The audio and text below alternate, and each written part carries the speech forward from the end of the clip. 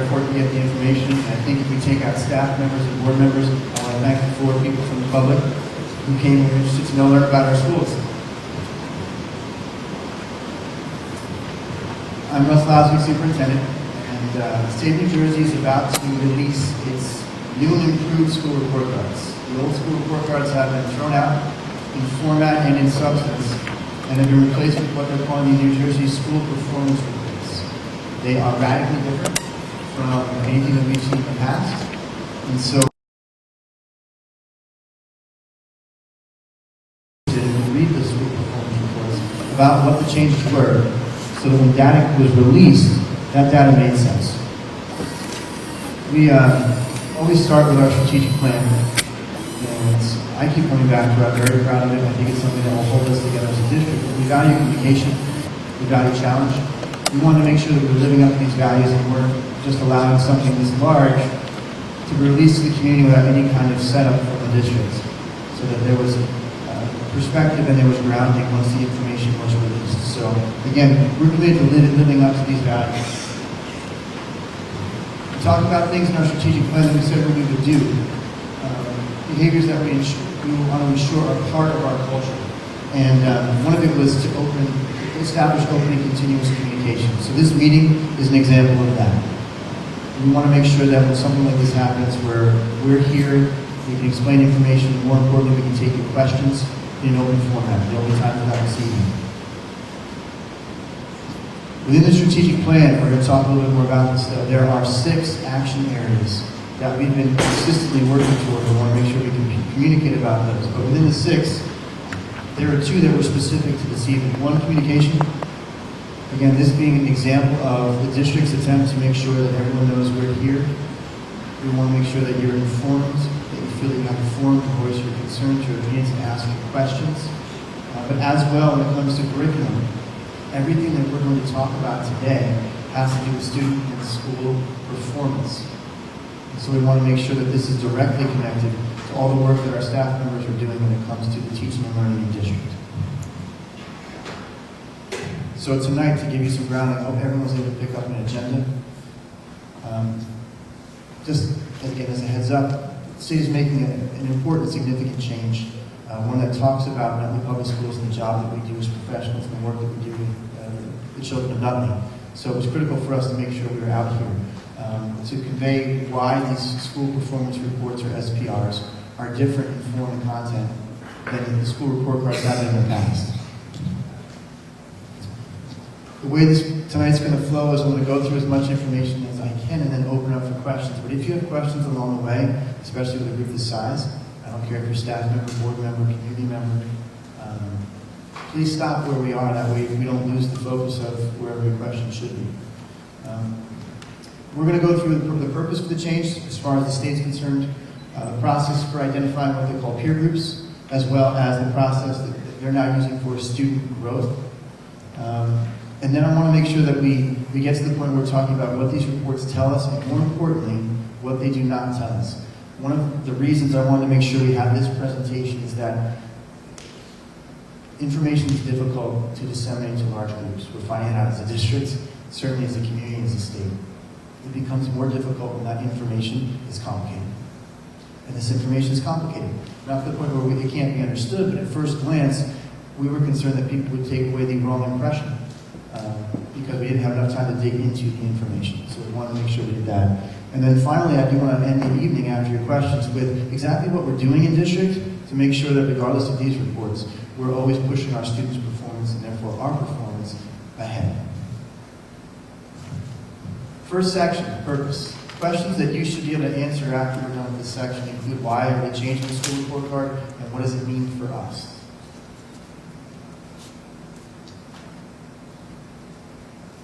When we talk about data, and this presentation will be available on the website, so if you need to go back through the slides, it'll be available to you. But when we talk about data here in districts, we're talking about data because we want to know how we're doing. In order to do that effectively, we use guiding questions, which in the past have not been used.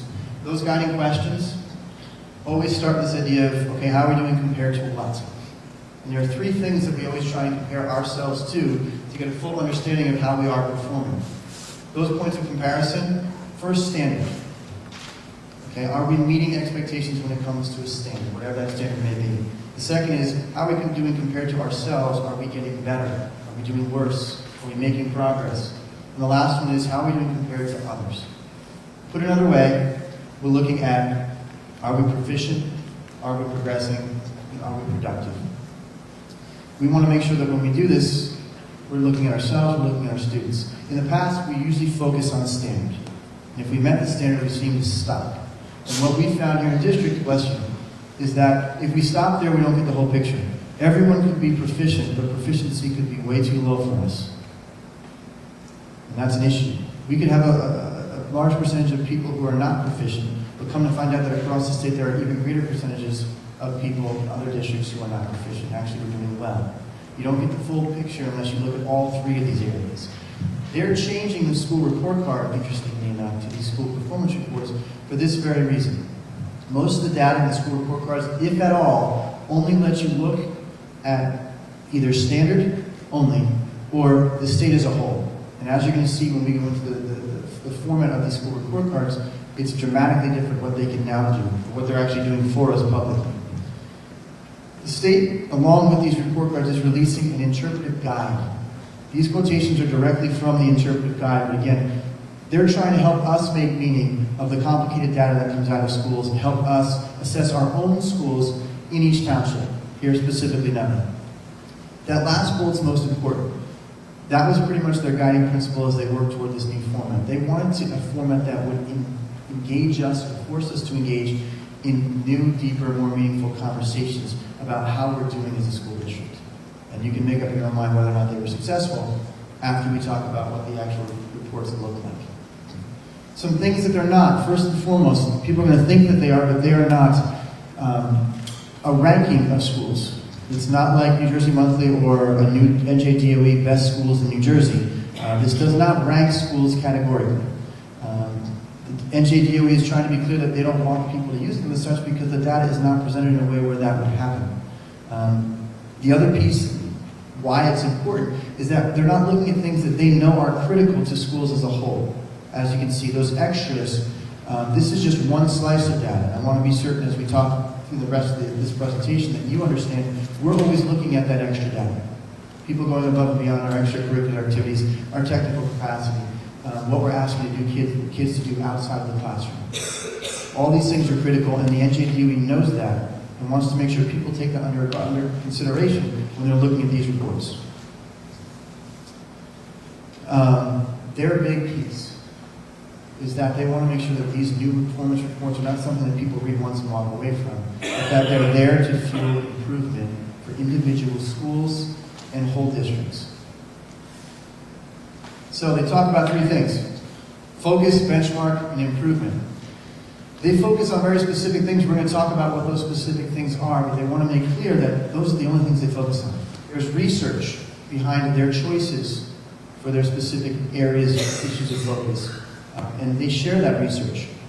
What they're trying to do is have an articulate conversation about all the different things that happen in schools. Benchmark is a big one. This is one of the most major changes though. No longer is it just one school's information and sometimes possibly against the state. They have now taken every student and created a peer group for every student in the state. And they've taken every building and created a peer group for every building in the state. So now they are actually going to make comparisons in this report between specific schools that share certain highlighted characteristics. So no longer is one report about just one school. One report will contain information regarding 30 schools across the state. And again, their big push, they're looking to see how they can help us improve. But again, another change is that they're also looking at whether or not we are improving in the reports. They're looking at new data, which we'll talk about again, but data that goes beyond the district. National Clearinghouse data, NAEP data, data that shares things not just across districts in the state, but beyond the state. How our students are faring in college, whether they're accepted, how many courses they need to take that are reviewed, as well as how many students are graduating in 4 or 5 years. The level to which they're succeeding, grade point average-wise, in colleges and universities, are all now part of the school performance report. some things that they want you to pay attention to as this is released. This is the first time they're trying this new format, and much of the data they're looking at is first-year data, which means they're not even 100% sure, as we all are learning, exactly what it's telling us, because as I showed before, we have nothing to compare it to. But they're starting this year, and they want people to understand that some of the data is first-year data, because come next year, it will no longer be first-year data. But that has to be taken into account. Otherwise, it's going to be looked at as something that goes back years, and we're not sure if that's in fact the case. Data from third-party sources, as I mentioned. They're taking things from College Board, from National Clearinghouse, data that has always existed, and here in Nutley, we've been looking at over the past 2 years, talking about, we've had public presentations on our data, but now they're talking about that data on a much more national scale, if you will. The last piece, selective admissions processes. They're putting schools into peer groups, but they're well aware that there are many characteristics that they haven't looked at that makes some schools extremely similar and others very different. Some schools take some of our magnet schools, if you will. We don't have any here in the district, but they may share characteristics with us that the state's using as points of comparison. But if you look at the students who are enrolled in those schools, vastly different populations, they haven't taken that into account. They're basically saying, here's the information based on key characteristics that research has shown to be important for schools. Teach your kids. So they're really putting it out there, but they want the public to be aware that this is the case. So before I move on, we talked about why they're changing. And again, I was looking for more of a form when we were here. Anyone says, why is the state changing? Format-wise. Yes, it's interactive. Yes, sir. I'm assuming it's a half of the question, but I want to kind of the statistics that they look at, whoever the they is. Are these main statistics that you looked at before in evaluating your own system? Many of them, I can tell you that they're, let me be careful, trying to make sure that every single one. Most of them, if they were available to us before, whether generated from the state or by ourselves, we've been looking at over the past 2 years. National Clearinghouse data, a lot of schools don't.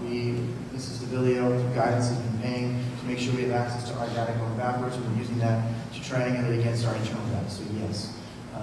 But a lot of the data we probably could have, but to try and figure out how all the other schools are doing, what schools are similar, we were not able to do, we did not do in the past. So we've been looking at ourselves, we've been looking at standard. It's very difficult sometimes to look at others depending on how you identify others. You're going to see kind of what that means as we go through the report. Anybody else? Why are they changing?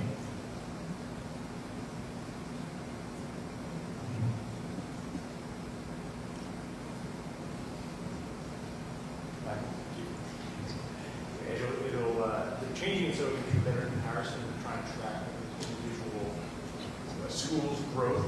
They're looking to track students' growth based on a benchmark with students within their own peer group.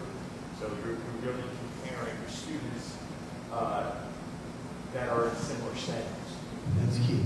They're giving us a peer group for the first time. This change is to give us some perspective to your question and give us information that goes beyond our district so that we can use it as a point of comparison. Exactly right.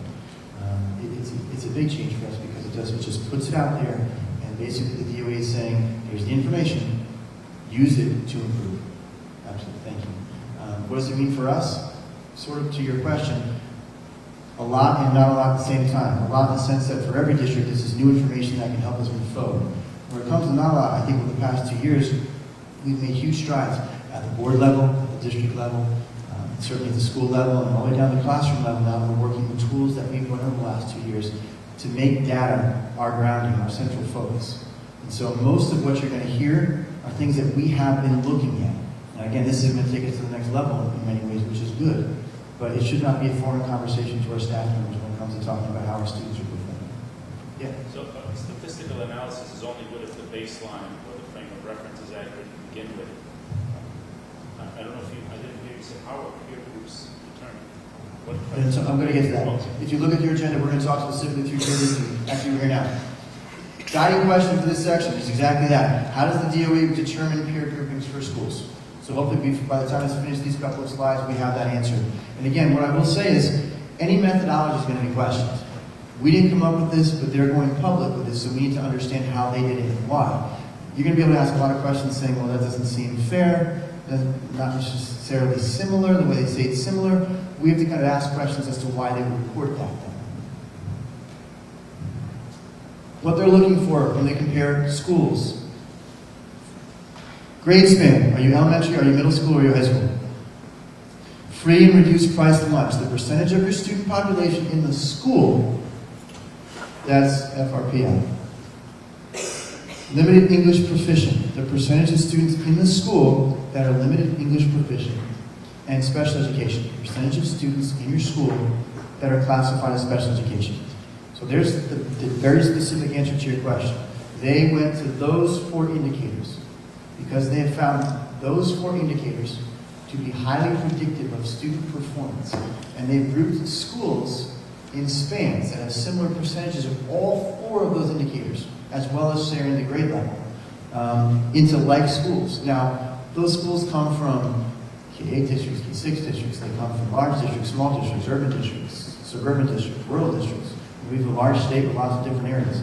Districts that are small and close-knit, like Nutley, all the way down to South Jersey, where districts are extremely spread out.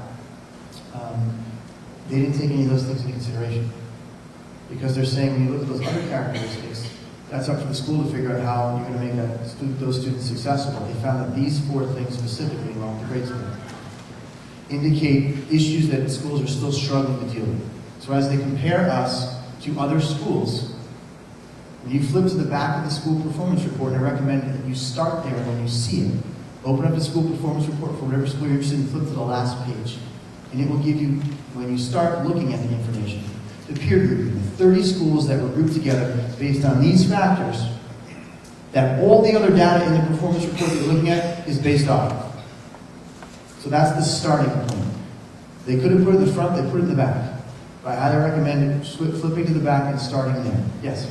So does that mean the following year, the school might fall into a different peer group? Every single year, peer groups may change based on the characteristics of each individual school. Absolutely. But what's interesting is that the peer group isn't determined by student performance.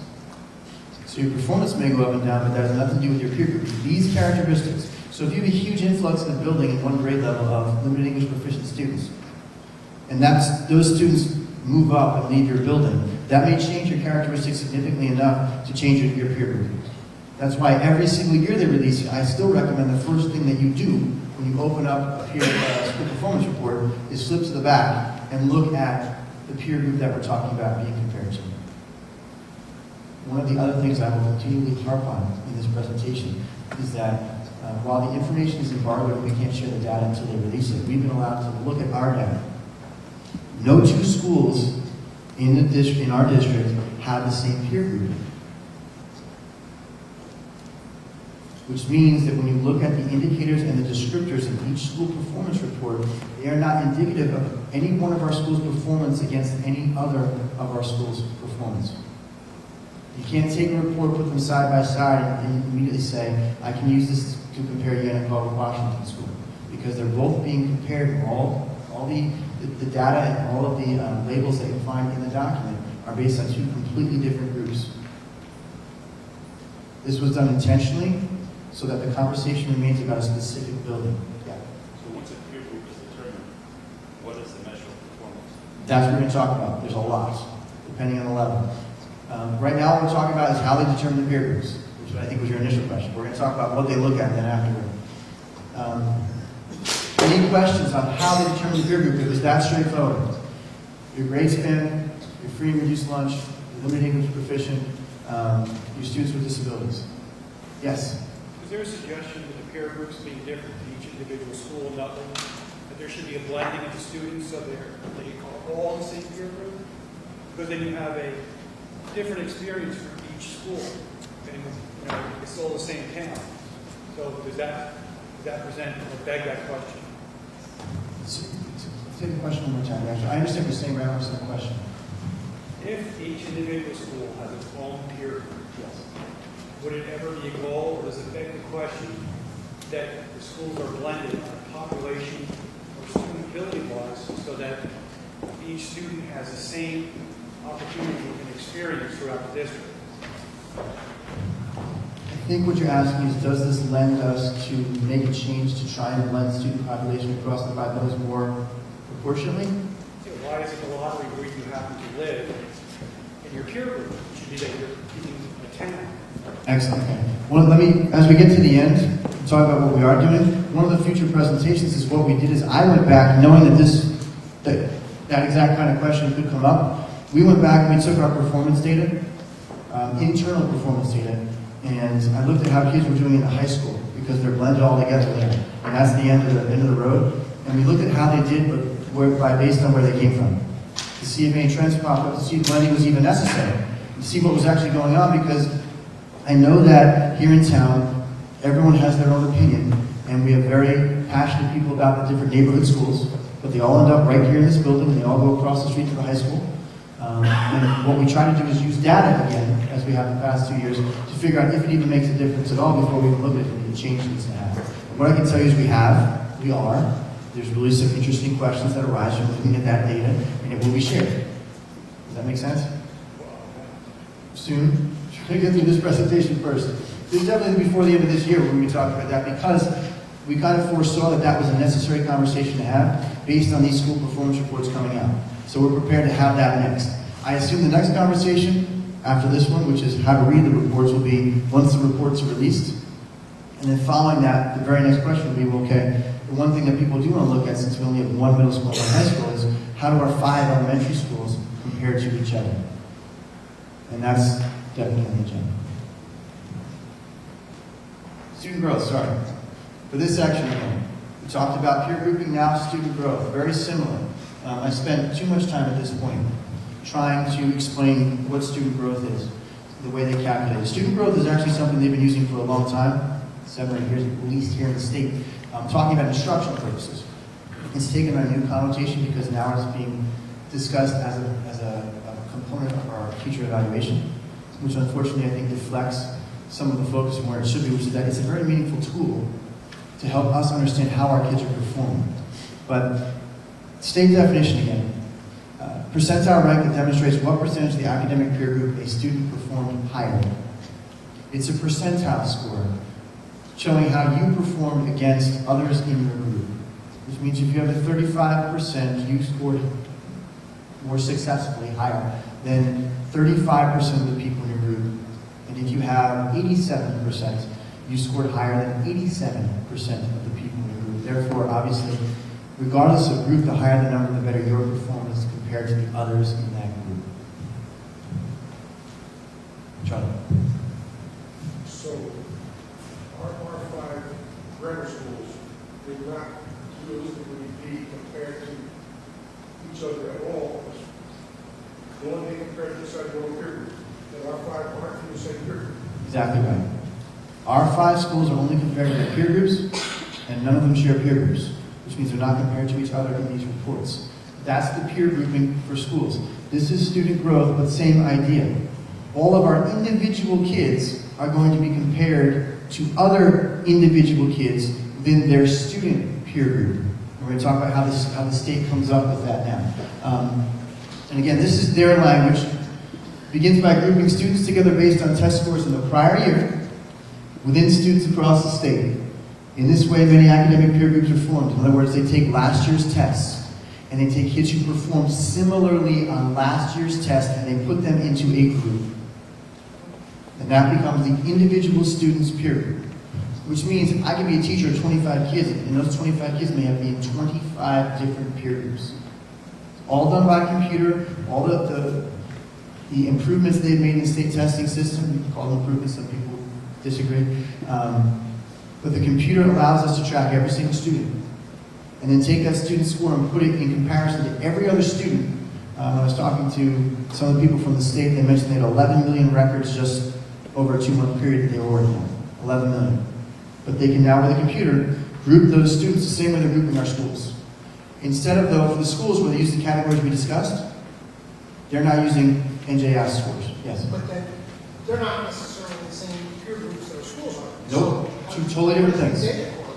Well, here's the thing. The data correlates in the sense that each school, you look at the data produced by the individual kids. Then you're comparing that school's aggregated against other schools that are like them in their peer group.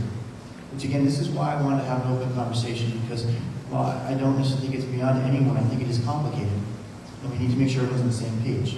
So this is what they're saying to do for the academic peer group. You have students all across the state taking tests. Everyone across the state takes tests. So let's look at year one, whatever it is. Let's say year one was last year. I want to find kids who scored either 209, 210, or 211. I grab those kids, wherever they were. I then say those kids are all being put into peer group A. Not their peers, okay, from their schools. Okay, just those kids that had that same score, I pull them all into one peer group. I then wait till the following year when those kids take the next year's test. And then I rank those kids based on how they performed. Those kids that I picked out because they had similar performance on last year's test, I then look at how they performed on this year's test. So when they say student growth percentile, they're not looking at a change in the score from one year to the next. What they're doing is finding a group of students who performed similarly on last year's test and comparing them to each other on the year 2 test. And then, as you can see them ranked, we had 2 kids at 200, they outperformed nobody, they had 0%. That's where they ranked. Technically, the state could give them a 1. Okay, the highest you can have is the 99. And all that means is, it doesn't even mean you're proficient on the test. It simply means you perform better than that percentage of students in your peer group. Which might be from Asbury Park. They're going to be from any place across. They can be of any ethnicity or race, any gender, any socioeconomic status. They could be LEP, they could be special ed. The single defining characteristic is that they had a similar test score. So basically, it's a level playing field. And again, if I go back to my class of 25 students, I could have 25 students in 25 different peer groups because we had 25 different levels of performance on last year's test. They're not looking at my performance with those kids based on last year's test. They're looking to see, now that I know a baseline for each one of those kids as far as a peer group, whether or not I move them farther than kids who started the same place moved. Questions? They're going to look at this year's test, as I have behind me. Let's say I had student F in my class. I didn't know what the peer group was, but they determined these are kids who started the same place last year. You say move them to another peer group. So when I moved to peer group, just how did I move them comparatively to each other? So my student F had a 205. The other kids who started the same place were all over the place, but my student F has a percentile ranking of 40, which means I helped student F outperform 40% of kids who started at the same place that he started at the beginning of the year, solely according to the test. This is not based on the academic curriculum, the grades the student got, anything else the student does to perform. This is based on the state test. So each student will have, anyone who's in 4th, 5th, 6th, 7th, 8th grade, will have 2 SGPs, one in math and one in language arts. And they may not be the same group, because if I get a 220 in language arts and a 280 in math, I may not be the same group of kids across the state. But either way, when I walk into my class the following year, the state knows other students with whom I should be grouped because we both scored similarly.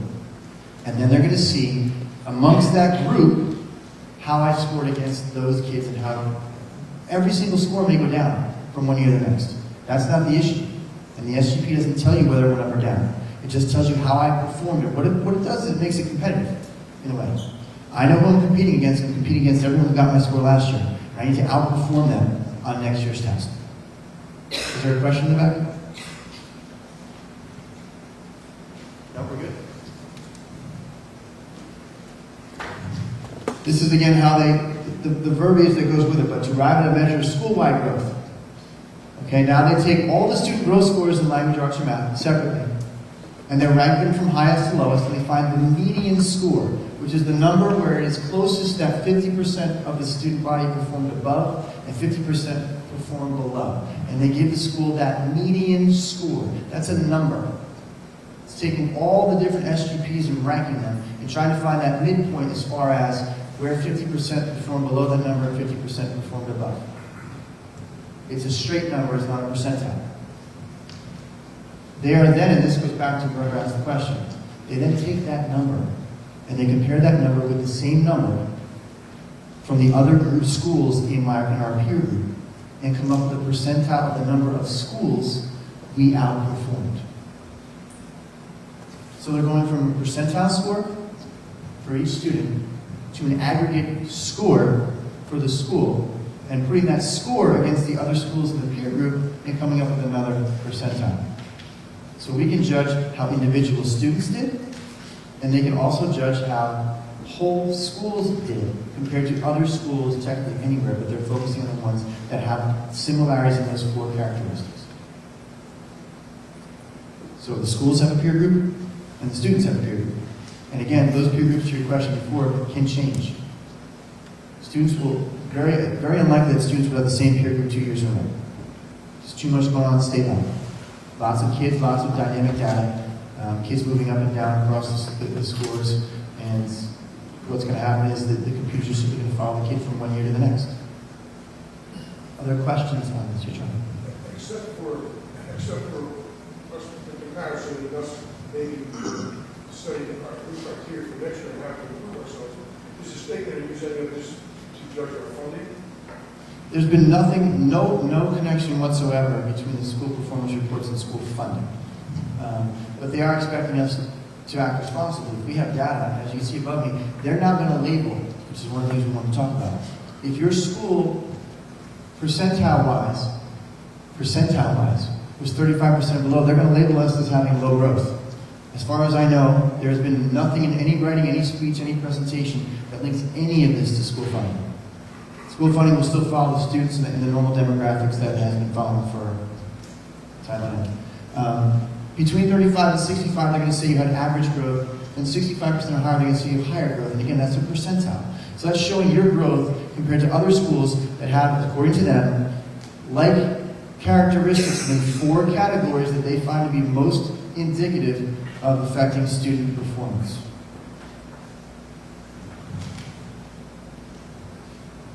So when you open up the school performance report, you're going to see individual schools labeled as showing low growth, average growth, or high growth. They become again, out in public, just cold read out of context, they can become very powerful or very dangerous if we don't understand what they mean. You could have low growth in the highest performing peer group in the state, and that's not necessarily a bad thing. Can you do better? Yes, because other buildings like you are doing better. At the same time, you still may be doing a heck of a lot better than the majority of the state. So we have to constantly put these in perspective. You also could have high growth in the lowest performing peer group in the state. I don't know that we want to be there. Questions on that?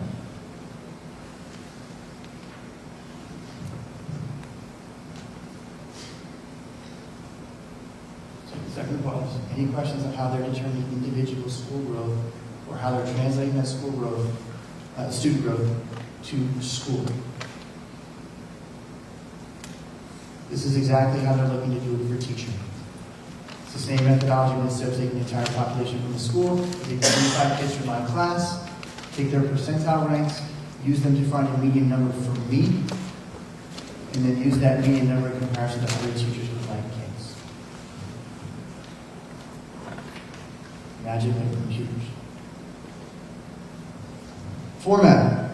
Talk about the different pieces of the actual performance report. So when you see the document, you know exactly where to go for the pieces that you may want, and you know exactly what the document in its entirety holds for you. There are multiple sections. They're color-coded based on the color-coding system that the state uses. I'm sorry if it's hard to read, but I try to get people used to seeing the colors they're going to see as well. Overview, demographic information, academic achievement, college and career readiness, student growth for the elementary and middle schools, and graduation and post-secondary performance for the high school. Within school achievement gap is something we need to talk about. School climate and school peer group. We're going to go through each section so that you have at least a feel for what each is telling you.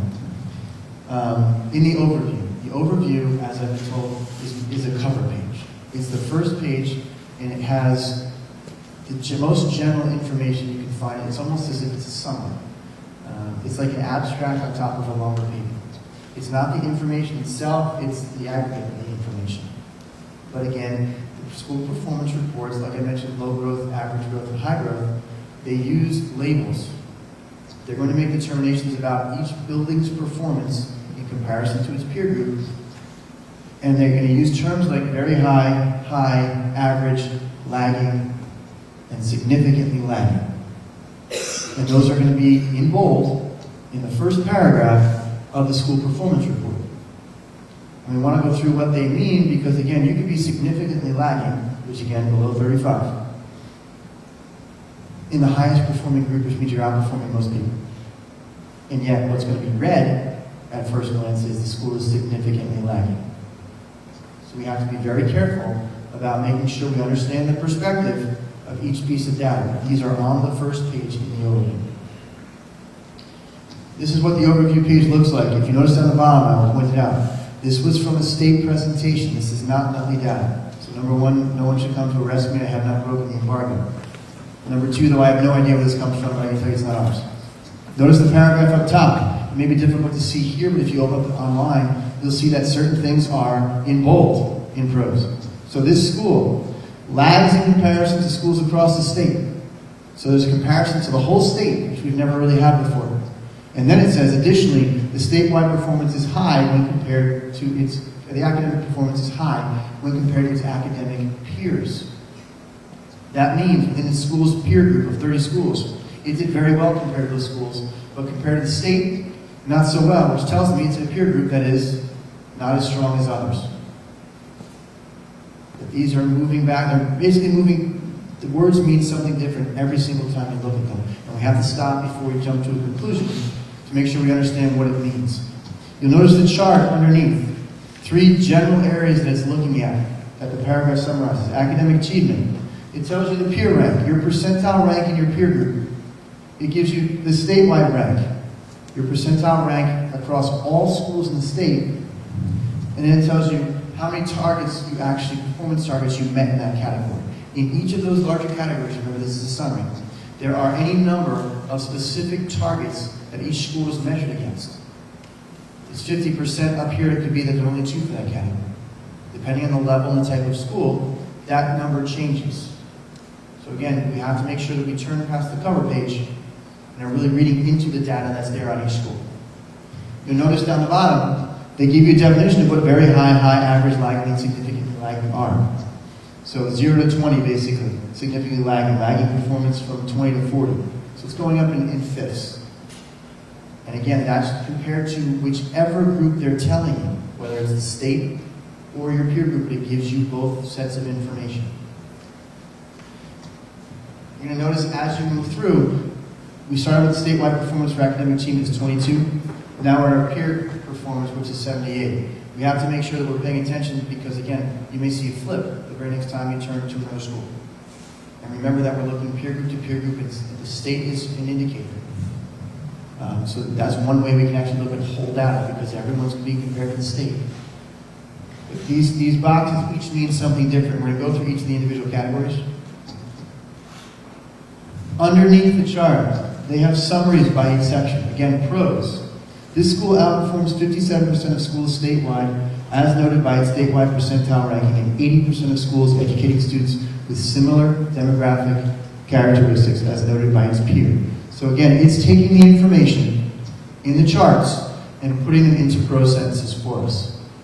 And again, comparing this school's achievement to both its peer group, 30 schools, and the performance of all of the like schools across the state. Demographic information, second section, is going to look very familiar. Enrollment by grade, by trends, what's changed over years, that's a little bit new, but similar information that we've seen in the past. Language diversity, ethnic, racial subgroupings, and gender. This is something that came right out of school corporate again, but again, information for us on our schools. Academic achievement. We've had that in every school report card, but again, it's presented differently, as you can see here. In the past, they gave us flat scores. Now it's taking those scores and it's using them to school-wide performance of 38. I'm reading it correctly in my glasses. 38? 38. That gives us a peer rank of 42, a state rank of 6, and we've met 100% of our targets. Every column tells us something different. We outscored 42% of the schools in our like peer group, but only 6% of the schools across the state. At the same time, when it comes to the targets that were required to meet by law, again, this school met 100% of them. So there's a complicated story in each row and in each column. The text here is more for someone reading this cold, but the text walks you through the chart the way I just did. But this chart tells you something different in every single box, and you can start to tell the larger story of a school by looking at those things in comparison to one another. Again, what does it mean? If your school-wide performance was 38, I really have no context. But 42% in our peer group and 6% across the state, when it comes to language arts, now I have to ask questions about what that means for my peer group and what that means for me, this school. Targets, this is what we mean by targets. Every school is judged on a number of targets depending on the indicator. As you can see, the column all to the right, they're green, which means for every target that was measured for this specific school, and again, this is not Nutley data, this school hit every target. It also tells you what the passing rate was and what the target was. I want to point out something that's not, yes it is. Down the bottom, has a little asterisk with yes. It says met progress target, confidence interval applied. Under the new formula, new application, we got rid of most of the NCLB categories, which included safe harbor. Safe harbor was a way of saying that a school still didn't hit the target, but demonstrated enough growth toward that target to not fall into concern. They've done away with safe harbor, but the confidence interval is pretty much the same thing. So you may see rows in schools where it's green, and yet if you look at what the level of performance was versus the target, they don't match. What that signifies is that even though the school didn't hit the target, it's being recognized as having made enough progress toward that target. And based on the new student growth formulas that the state gave to each one of our schools based on population, there's no longer one consistent number. So to make it even more complex, it used to be that everyone had to make a certain percentage in every subgroup across the board in total. They thought that wasn't fair. Give them credit for that. They felt that based on where you are, you have to build toward a certain standard, but at the same time, that doesn't mean for the first 5 years everyone's going to be in the same place. And so this information comes out school by school, indicator by indicator on these charts. Now to talk about college and career readiness. Two big pieces. Students taking algebra. Why? Because all the research shows that when you're looking at overall populations, the number of students taking algebra prior to high school is extremely predictive when it comes to students overall being college and career ready. The other piece is what they call chronic absenteeism. This is where we have to have a conversation. At the elementary level, our buildings are K-6. Kids are usually not taking, or expected to take, algebra as a class in 6th grade or below. Which means that for many of our elementary buildings, the sole indicator of college and career readiness is chronic absenteeism. Chronic absenteeism is defined as students who miss 10% or more of the possible days for any reason. Data shows, research shows that one of the most important indicators for student success is being in school. But you're going to see that some of our elementary buildings did not meet this indicator, and therefore did not perform well in the entire category of college and career readiness because it was the only indicator. The state, I think the threshold for elementary was 6%, which means that 6% of the kids were chronically absent. If you are at 6% or higher, you didn't meet the target. In this case, it's going to lower your performance against your peers if they did. What we have to do is, again, the purpose of this data was to start conversations. We can't just assume that that's a negative. Coming from a district where we had students miss an entire month of school because they went on family vacation every year back to another country. And yet those students performed extremely well on state tests, and they got into colleges, high tier 1 colleges, and did very well in those colleges. Again, we have to take this information for what it is and look student by student to see if, number one, we have an issue with chronic absenteeism, and depending on if we do or not, why, who it's impacting, and what we can do about that. Again, taking under consideration just because we see red, not to necessarily see red. Other indicators, again, not Nutley data, but things we're going to be looking at. When you get to the high school, a different set of indicators.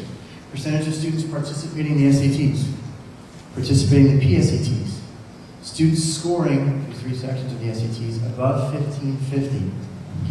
Students taking at least one AP test, and what they did was not looking at every single AP test because different schools have different offerings. They took the core offerings that were shown most prevalent across the country and said those are the ones you would see most consistently in schools, and looked at only those. And they're only counting students now once, where in the past it was difficult to determine because they gave the number of tests taken. And one student many times would take 2 or 3, possibly 4 AP tests in a year. Now they're saying you get credit for each kid once, whether they take 15 tests or 1. To find out how many of your kids are engaged in an AP, advanced placement experience. Then they go beyond that and say, now how many of those kids that took a test scored higher than a 3? And they give you those numbers based on, again, your school-wide performance, just your general percentages, and then how that percentage compares to your peer group, to the state, and whether or not you hit the state mandated target. Questions about those?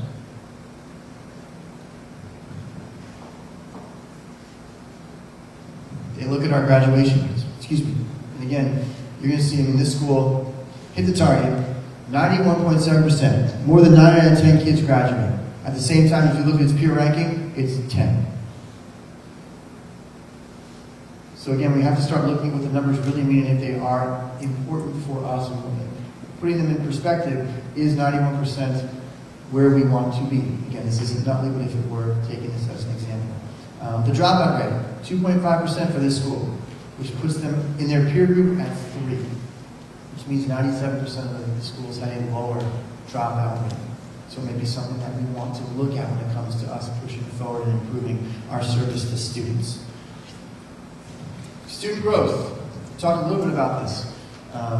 At the elementary level, they're looking at specific growth in language arts and in math. And again, elementary and middle here, student growth, something they're only calculating based on state test scores. That's not good, it's not bad. People will try and dismiss it, and other people will try and say it's everything you need to know, and it's neither. It's just another piece of the puzzle. But this is going to give us information, as you can see, on how we did school-wide, where that puts us again in our peer group against schools with similar characteristics, and then against the state as a whole, as comparison.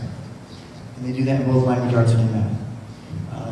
They tell us where our typical growth is. These charts show us if a student scores in one area, what kind of growth are they typically going to see in our building. But again, they don't give us, in this instance now, comparison numbers, if that's high or low. If that's high or low for our peer group, it's high or low for the state. But case in point, you're going to see partially proficient students show low growth 39% of the time.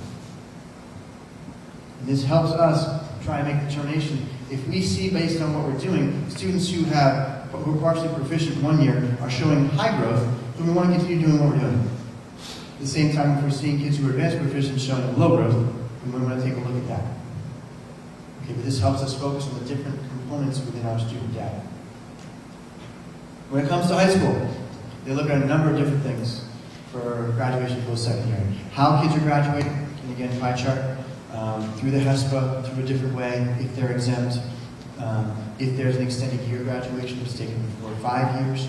This is all based on the federal regulated calculation when it comes to determining graduation. Post-secondary enrollment. How are our kids doing? Are they going on to college? And based on what subgroups? Some of our data, I think, is surprising. We buck some trends here in Nutley. If you compare our school-wide versus our subgroups, some subgroups that you would normally see across the state of the country underperforming or overperforming here. So again, it's meaningful to have this data so we can look and see what's going on, what's causing that. Within school achievement gap is the next category. They look at the gap between your highest and lowest performing students, again, on state tests. What's interesting is that in this category, and there may be change in this, I would hope, it appears in a chart like this. So if you can see that, it gives you your skill score gap, the difference between students performing at the 25th percentile in your group against the 75th percentile in your group. And it compares that against the difference across the state. What's missing?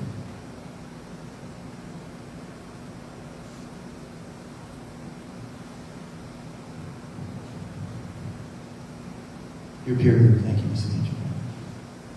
I don't know why. I think I know why now. That may change them. They may add that soon based on feedback. We've been giving feedback and they listen, which is wonderful.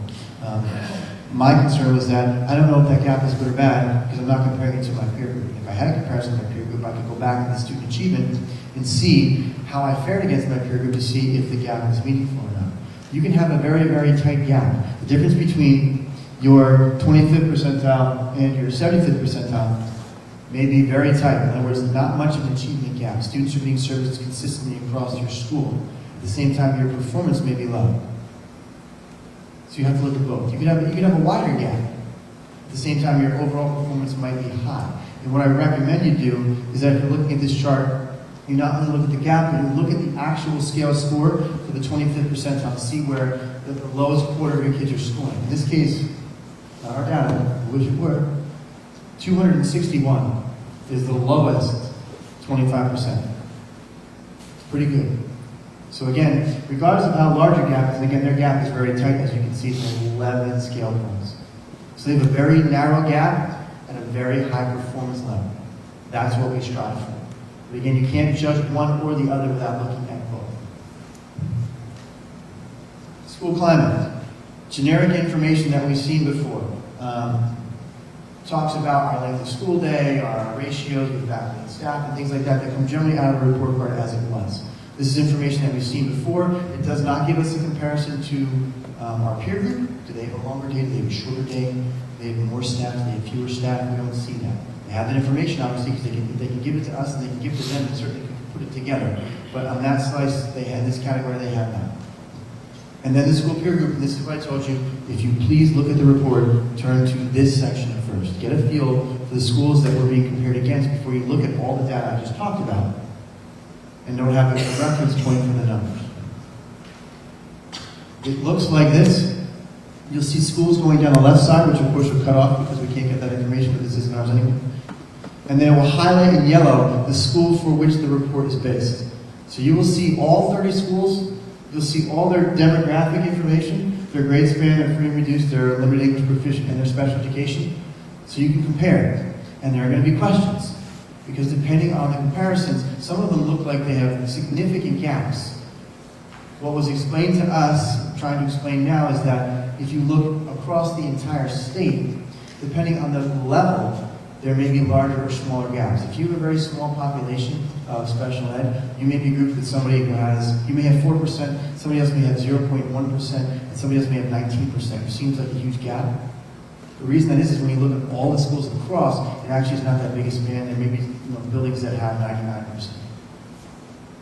And that's what they're taking into account. They've done mathematical analysis of each indicator to figure out how big the spans have to be before they group schools together into a peer group affair. Big thing in the middle, the list is in alphabetical order, and it goes by county. It's not ranked. So you're not seeing the top school on the top and the bottom school is the worst performing and we fall wherever we fall. You're seeing the counties go by alphabetically and the schools alphabetically listed in each county. What I will say again is you will find if you look, unless they change something between when they gave us the information and when they release it, there are no two schools in district that have the same peer group. Although there are schools in, that appear in two different peer groups. You may find an elementary school from a specific district in Gannicott and in Spring Garden. But if you look at the peer group as a whole, they're not the same. This is here, it's also on your agenda. There are 3 very specific resources the state keeps promoting for community members to begin to understand and to research even further the information that's in the school reports, school performance reports. It's extremely helpful. They keep adding things. They have videos, research, white papers for those people who want to read the 800 pages of statistical analysis. It's there to back up what they were doing, as well as 2-minute videos from people from the state explaining in regular language what those 800 pages mean. So they're there for you if you need. What should you take away from this? Some key points I want to go through. The idea again behind this is that we look at one school at a time and figure out what's happening in that school. It's not to be used to compare schools in our district against each other or schools in our district against schools from other districts. Because again, you can't take this, even in peer group, and say, well, New Milford is in our peer group, so now I can compare our scores against New Milford because no, We can't, unless of course you go onto the website, since they're all public domain, and download New Milford's. Then it's all yours. But from our individual school performance report, we cannot make a single comparison from one school to one school. Benchmarking against peers and states. They're trying to illuminate areas for improvement. If you're in your peer group, you're doing very well, and there's one indicator you're being outperformed by the majority of your peer group, let's take some time and talk about this. The goal for the format, again, was to foster conversation. And I can tell you just from our administrative meetings, they've done just that. I'm looking forward to the kinds of conversations that it stimulates out in the community. One of the things that they were key on, there's no one way to talk about the data that's clear. There's no single number, no single metric, no one perspective. They present the data in the way it really should be, which is with all of the different perspectives outlined so that you can take all of them into account and kind of shift your view as necessary. But what you can't do is stand on one spot and make a declarative sentence. They're about trying to figure out how the different data play in relationship to each other so that we can make decisions about our individual schools. And then finally, the idea of progress targets. This is not about corrective action. Obviously, talking to your question before, it's not about budget. So they say, and there's been no evidence why it would be. It is about the state taking the data that it has at that level and giving it back to us in a format where we can use it to have meaningful conversations about our specific schools. So, 2 key points. What do they tell us? I'm much more concerned with the second question. What do they not tell us? When you see these words that are very striking and bold in paragraphs jumping out off of you, remember that they don't tell us anything specifically until we look at what each data piece means and what the point of reference is being used for that data piece.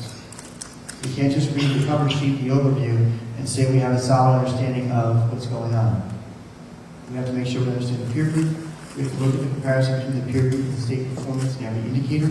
And then we have to also take into consideration, now looking at the peer group, what do those schools have that we don't, that we want? What do they have that we don't want? And all the other combinations of those sentences. It's about conversation. It's not about making judgments. Any questions about the school performance report format before we move to the last piece? I'm explaining this complicated stuff this clearly, and there are no questions.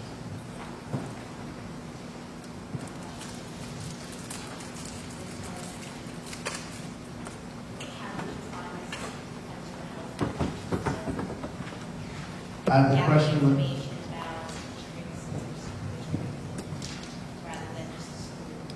question was, did I find this more helpful than the school report process? Does this format help foster conversation for us, administrators?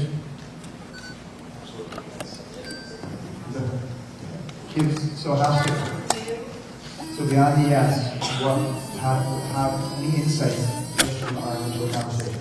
Sorry? Can you give me an example? The response was it was more specific, and I agree. Mr. Go ahead.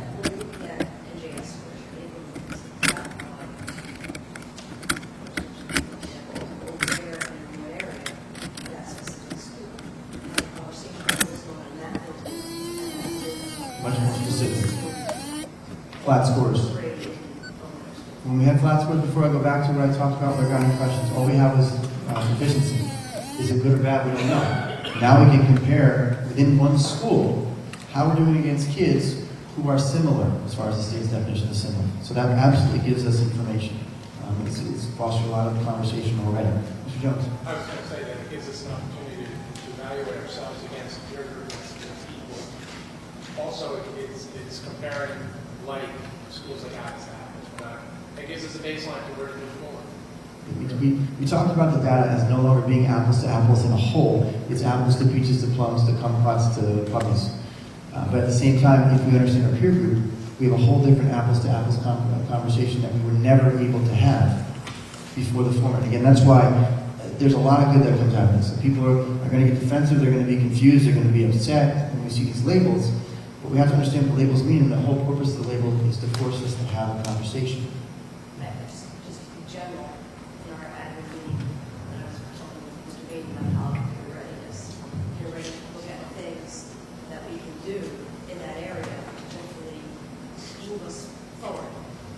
Yeah, there are things that we didn't look at before, or couldn't look at before.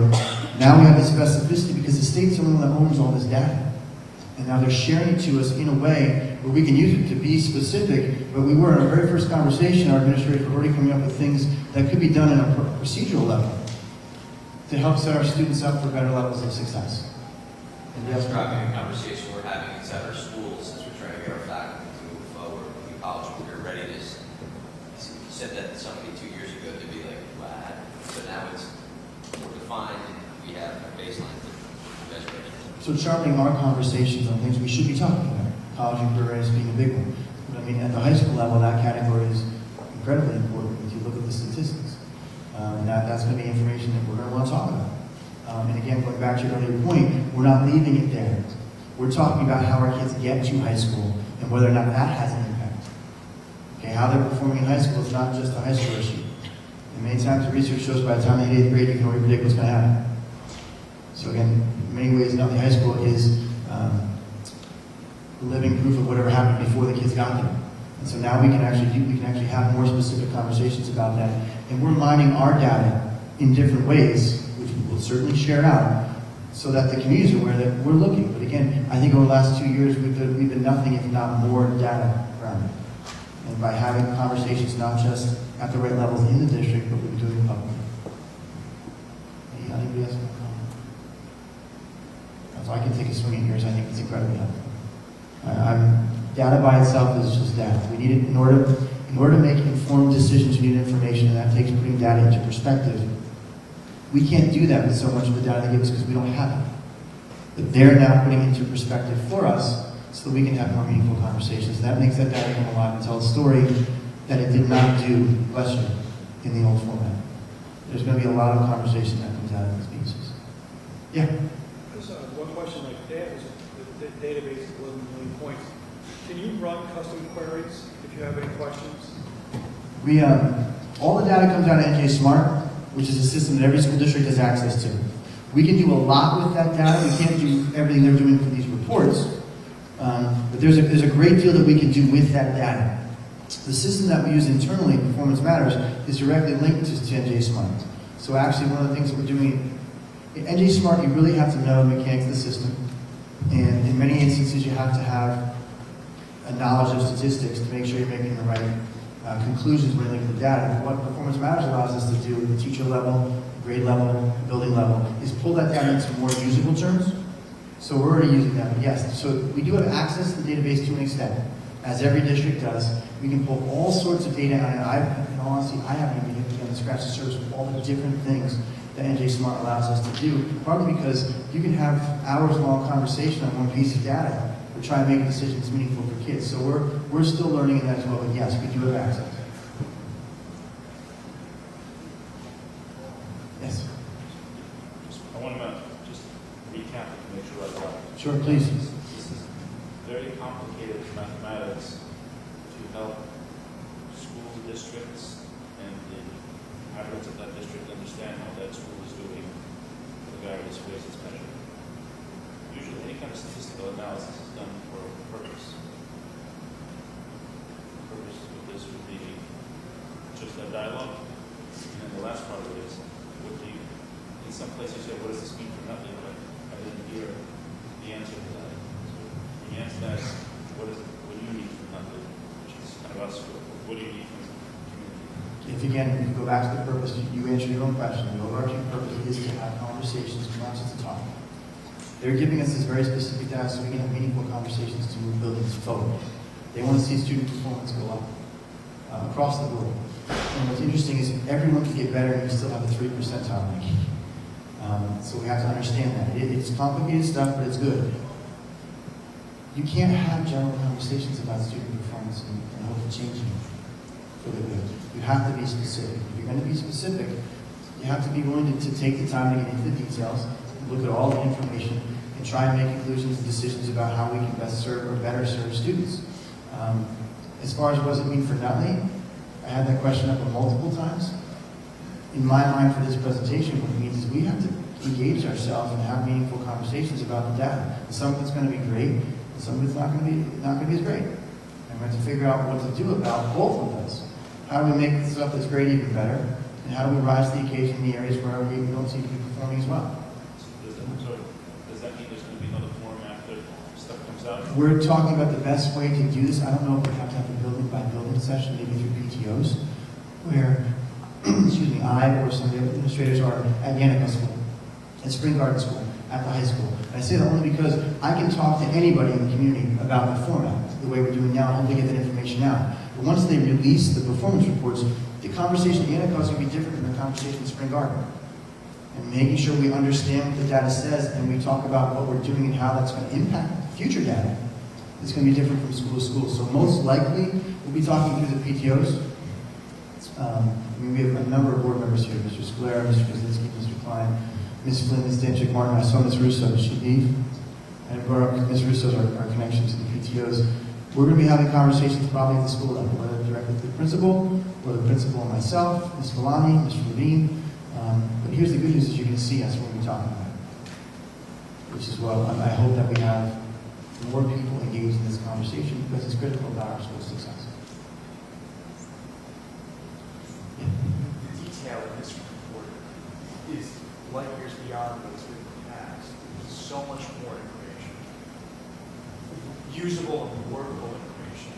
And this year, while it's going to be good, it's not as good as it's going to be next year. We're tracking, this is something that's message is consistent throughout our strategic plan where with growth, with tracking students and making them achieve more than they thought they could do. All of this language is at the heart of what is in this report, and it's going to give us means to track the individualized student. We have, well said, we have an incredible opportunity here because the state in many ways is helping us. And I hope everyone sees, we have our association leaders, we have administrators, we have district administrators, building administrators, central office administrators, board members, and the people who work here. We have teachers here. We're committed to taking this information and making everything better. We could be the best district in the world and still want to be better. And if you look at our strategic plan, as Mr. Carney stated, you really couldn't have come up with a better performance report to help us try and achieve the strategic plan. So one of the ways it may sound cold, but the state's saying, here's the data that you need. Now do something. And it fits right in with who we say we want to be and how we say we want to get there. So exactly right. It's good information, specific information presented in ways we've never had before that can help us make good choices about how we work with our students, with our community members. So absolutely well said. Anyone else questions? Before we leave, as far as, well, what have we been doing? It's not just waiting for the state to give us data. We have been for 2 years talking about internal and external data and having public presentations at board meetings and PTO meetings and in general forums like this, trying to get people to understand where we are and what we're doing. But there's a lot going on. The people that I talked about, from our teachers, different association leaders, all of our administrators, we've instituted program review. We're going to look at what we do every year. We're going to go through a process to make sure every area gets a specific time to focus on that area so we can channel resources and time. This year we use music and world languages. The idea behind the program review is to look at other districts like our peer groups to make sure we're cutting edge, that our students have everything and more that you can find anyplace else. And that when we say a student has an A in world language or an A in music, to use an example, that A means something beyond the district. That students can hang their heads high and know, if I'm performing well here, I can perform well anywhere, because that's our biggest key. Our program of studies implemented last year. We've already in our second iteration, making sure that our course offerings at the middle and high school level are what they should be. That we're offering the kinds of courses that are going to challenge and engage our kids, but also going to make sure they're competitive when they leave here. Our goal is to send somebody out and be honest and make sure they're going to be successful when we're not there to support them. So looking at that program study is something we do every year. The grading scale was a large conversation that we had. When we had it this time last year. Was it this time last? It's already been a year. This time last year, and it was necessary. And again, if you look at the college acceptances that are rolling in, and more important, the feedback that we're getting, because our counselors go above and beyond, making sure they follow up where our students were accepted as well as with where our students were not accepted. We're getting extremely positive feedback on all the work that our guidance department's done and our teachers are doing to make sure that our grading is more indicative of where our students are, and that it's more rigorous. And that was a difficult conversation, and one that will get better every year. Instruction, just some things that are going on. In language arts, we have a pilot going on between K-8 to change the way we approach language arts instruction. Going to each individual child and trying to adjust rigor so that when you walk in the classroom 25, there are 25 different mini lessons going on. All with one teacher who is losing his or her mind trying to control that. It's actually possible, we can do it. Our teachers are learning this now, and they're excited. The feedback we've gotten from our teachers who are stretching themselves and trying new things, and sometimes uncomfortable because it's new. We have the Board of Education making sure we can support these teachers by changing our budget, and without going above and beyond our budget, put things in different places so the resources those teachers need to reach each individual kid are in the classroom. So a concerted effort. Mathematics, K-12 pilot. Miss Martin's not here right now, but we have teachers across the district at every grade level piloting new materials. They're going to come back together in May. So we can pick a new series that supports our new curriculum to make sure that our math instruction is every place, is exactly where the National Council of Math teachers of math tell us it's supposed to be. So our kids are outperforming those. We talked about productivity. In science, Mr. Banya, same thing. We're starting with the elementary grades. We're receiving a donation at this month's board meeting from Roche that will help us kickstart new resources and new philosophy, if you will, when it comes to teaching science, making sure that math connections and literacy connections are inherent in everything we do science, but that also we have the resources in class so kids can get dirty doing science, which is a good thing. They get excited. Again, you saw our academic booster club and their science fair. Those kids were not just excited and engaged and there on a Saturday. As nervous as some of them may well have been, they were talking science. And that's what it's about. And that only comes when you roll up your sleeves and you get into it. And so Mr. Bain is leading a pilot with teachers as well. So as you can see, we're changing a number of things instructionally. When it comes to data, hopefully today is just another proof that we're using data in district in ways that we haven't in the past. We're trying to inform and not incite. We're looking at, as I said before, the productivity of our seniors against other seniors. Clearinghouse data we've been using for 2 years. How do our kids do when they leave here? What are they doing when they leave here?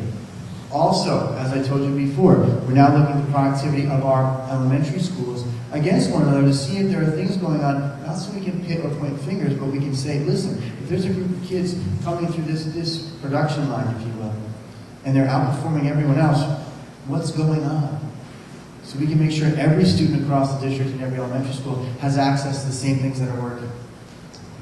And I come back again to our strategic plan. We're moving 6 things at the same time on top of everything else that we do here in the district. Each of those 6 that you see behind me have an action team. They have a board member who's a liaison. We have teachers, parents, sometimes students, certainly administrators running these action teams on top of everything else we're doing for our strategic plan. If you want more specifics, it's on the website. Each individual action team has its own page detailing what they've been doing. For the most part, we're in a research year, but next year we go right to planning. Our goal, strategic plan-wise, was 5 years, to see significant change in all of these areas that are interconnected across the district within 5 years. So there's a lot of good going on, and to Ms. Flynn's question before, this data only helps us move those things forward. It gives us a new perspective, but we want to make sure that we have the conversations and that we have them the right way. And so I want to thank you guys for coming on. I'll take any questions if there are more, but the goal certainly was to make sure that we're on the same page when it comes to this information. Because again, when it's released, based on our conversations as an administration, there are going to be some surprises. There are going to be lots of questions. We want to know that those things are good, but what we can't do is react before we understand. Are there any questions? Yes? Yeah, I have a question that's slightly off topic, but it has to do with student info systems. And there are different school districts in the U.S. that are participating slowly into bringing technology into the schools where you get rid of having textbooks and you bring in a tablet or school funding. Where is that for Nutley or New Jersey? I'm sure I would hear from Mr. Levine, but I didn't have it on my slide. He'll tell me tomorrow. Some of the things that are changing in the district. We have a team that's investigating one-to-one or regular technology of administrators across the district. We have teachers involved in a number of pilots from kindergarten through 12th grade. We're using tablets, we're using thin clients, we're using laptops, we're using computer carts, we're using terminals. We're trying all different things to find out what works and really put as many options and resources in the hands of the teachers as possible. If you want to know where we are as far as the district, look at our budget. Going back 3 years, we had almost no budget for technology, and our tech department kept everything together somehow, I don't know. And now if you look at it, we've over tripled our budget, we've added staff, and we're trying to make sure that we have a plan that links to our strategic plan, that we're pushing technology all the time. If you look at our website, the website alone is an example of use of technology for communication. There are things on that that never existed before. We have a new student information system, a new student performance system. If you talk to teachers, we have too much new. I don't necessarily disagree. We have new management systems.